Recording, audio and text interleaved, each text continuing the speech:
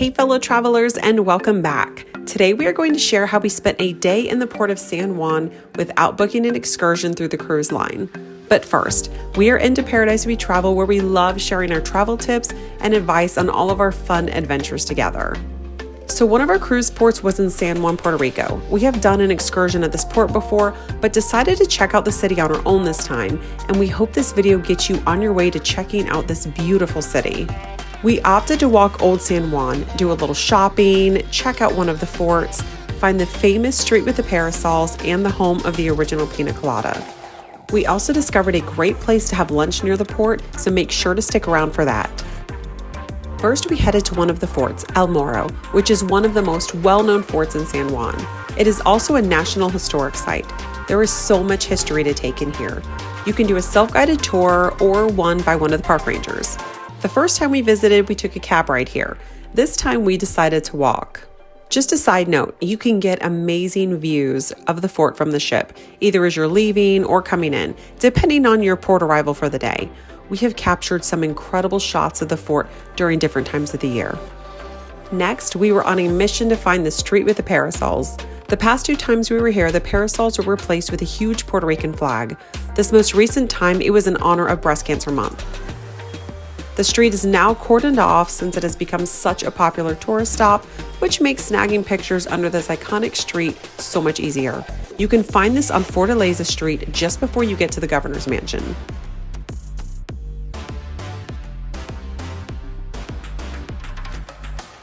If you like shopping while on port, there is tons to do here.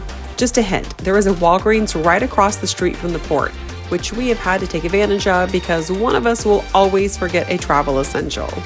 But if you decide to walk down Fortaleza Street, you will find most of your shopping in this area.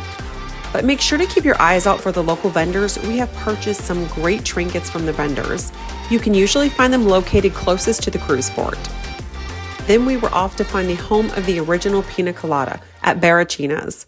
This restaurant is right in the heart of Old San Juan. It gets incredibly crowded on port days. As you can see, people were lined up before the restaurant even opened to serve lunch. So if you're not staying for lunch, you can tell the folks at the front that you're coming just to try one of their famous pina coladas, and you can skip the line. There is a nice bar with some of the most entertaining bartenders where you can sit inside or out. You can also grab a pina colada to go if you want to keep moving.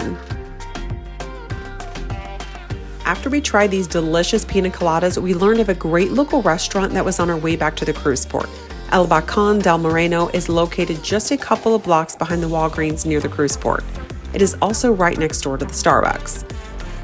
It is outdoor seating only, but there was a lot of fans going since it was very warm during the time of year that we stopped. We tried the grouper for lunch and it was fabulous. As you can see in this area, there is tons of places to grab lunch or a drink, and it's not very far from the ship.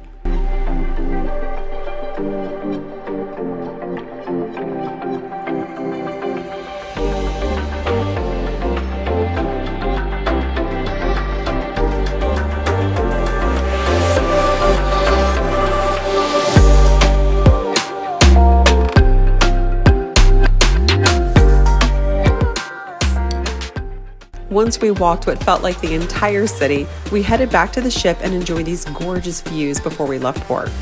As always, make sure to stick around and don't forget to subscribe because we will be sharing more cruise ports coming soon, and we are so excited. Until next time, safe travels, friends.